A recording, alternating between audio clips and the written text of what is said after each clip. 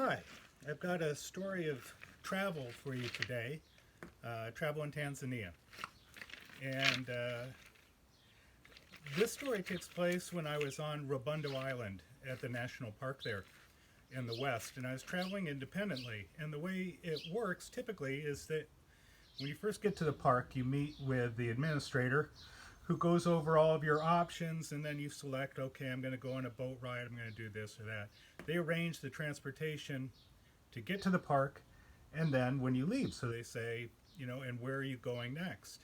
And so I told him where I was going, and he made the arrangements for me. And so this is the story of the travel leaving Robundo Island and the day that I almost got arrested in Tanzania. So it starts off at about 4 in the morning when they supply a SUV ride to the boat. And that first ride, first there was the stop for the hippo crossing, and then we had to stop and wake up the boat driver, who didn't seem like he was in any hurry to start work that day, but he was, I guess, reminded that he worked for the park and that I was going to be taken across. So I had about a 30-minute crossing alone in this boat, just lying back looking at the gorgeous stars over Lake Victoria. And then when I got to the little port town,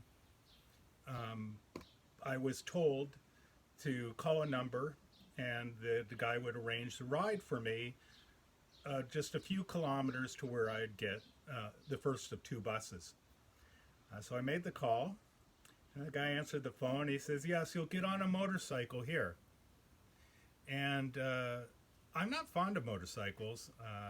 As a very small boy, I was very close to a really horrendous motorcycle accident, and that left a deep imprint on me. And I'll admit it, I'm terrified of motorcycles. And I started to explain that I don't do motorcycles, and I also had, my backpack with my camera, which is quite heavy, and I really wasn't looking forward to it. But he said, "Yes, you'll get on a motorcycle here." So I realized it was just, a couple of kilometers, and that I could probably survive this.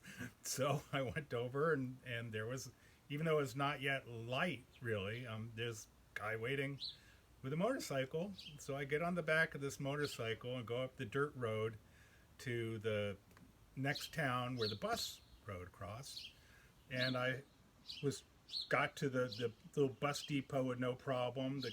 The guy had my ticket there. He was expecting me. And so I'm just waiting for the bus. And there's a small crowd of people.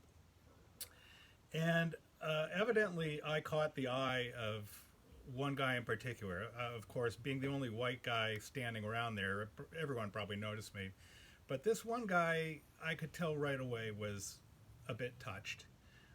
And he decided that I would be the central figure in his Little Crazy Man song that he was singing. So he started to dance around me and sing this song. It was pretty annoying. And fortunately, I had met somebody on the very first bus I was on when I first got to the country, and I asked her for some phrases, and one of the phrases was, "How do you get rid of somebody who's annoying you?" And so I deployed this phrase, "Tafadhali bwana sitaki maongezi," and it basically means something like, "Please, sir, end of discussion." And he stopped singing and was silent, and I thought, wow, that worked pretty well. And about 20 seconds later, he started singing again. I was sitting down, and I saw these soldiers. Well, I should say, the reason I was up in the street was it was near sunrise, and I was taking some photos. But now I'm sitting back down, and I see some soldiers approaching. I think they're soldiers. They're actually policemen. And they go up to this guy, and they basically say, I guess they're saying, hey, chill out, buzz off. And I'm sitting there thinking, wow, that was really nice of them to see this guy harassing me and to get up and do something about it. And then they came over to me and they're smiling and they said, please, sir, you'll come with us. I'm like, no, I got to catch this bus. Oh, no, everything is fine, sir. Just you need to come with us.